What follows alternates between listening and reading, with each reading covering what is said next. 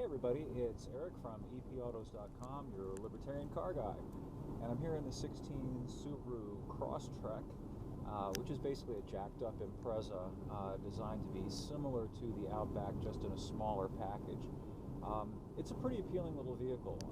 It has all-wheel drive standard, and of course it's got the higher ground clearance, and it's only just over $21,000 to start, which is a really good deal when you cross-shop this thing against some of the other small, medium-sized crossovers that are out there that typically do not come standard with all-wheel drive, and in general cost more, even in front-wheel drive form, than this little Subaru does with all-wheel drive. Its only deficit, in my opinion, and it's probably not a deficit to people who shop Subarus, is that it's a little bit on the slow side.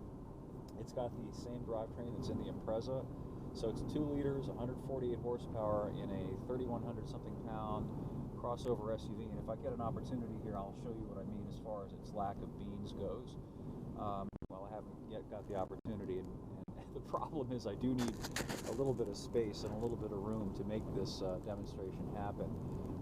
It takes about 9.8 to 10 seconds to get to 60, which is on the slow side. Just for some reference, most 4-cylinder mid-sized cars typically will get to 60 in the high 7s, mid 7s, maybe 8 seconds. So this is about 2 seconds slower than something like a 4-cylinder Camry. And it's slower than some of the other cars in this segment, though it's not that much slower than the Honda CR-V, which is notorious for being slow. And one of the nice things about the Subaru, in addition to coming standard with all-wheel drive, is that you can get it with a manual transmission, a 5-speed manual, which is nice. It's hard to find crossovers that still offer a manual transmission. Personally, that's what I'd go with. As anybody who's driven a vehicle that's a little bit under-engined probably already knows, you can work with it a little bit better when you've got that manual transmission, because you can feather the clutch, you can launch it a little bit better. With automatics, it's a little bit more sluggish coming off the line. Now, I'm going downhill here, and I've got an opportunity coming up to pass this truck, or I'm going to try to pass this truck, and try to give you a sense of the car's acceleration potential. So let's see what happens. But I got to have a clear shot, so bear with me here. All right, here goes. I'm giving it a roll. She's got Captain. Oh! Ah! Well, we made it. That wasn't so bad, because we had a good running start and we were going down a pretty steep grade. But on a flat road and on an uphill, this thing, you really need a little bit of forethought when accelerating. In my review, which is up on the site, epautos.com, I lament the fact that Subaru elected not to offer the WRX's turbo 2.0 liter engine in this thing. After all, it's basically an Impreza, and the WRX shares a chassis and platform with the Impreza.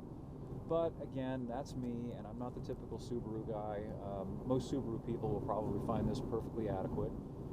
And if you want something that's a bit punchier and don't mind paying a bit more and don't mind something that's a little bit larger, you can always go with the Outback wagon. It starts around 24, and you can get it with the 6-cylinder version of Subaru's flat, horizontally opposed boxer engine. Let's see what else. Other than the updated infotainment system, which now has Subaru's Starlink system, and some safety stuff on the higher end limited trims, the Crosstrek is mostly a carryover. The rumor is they're going to update the hybrid version, which they should.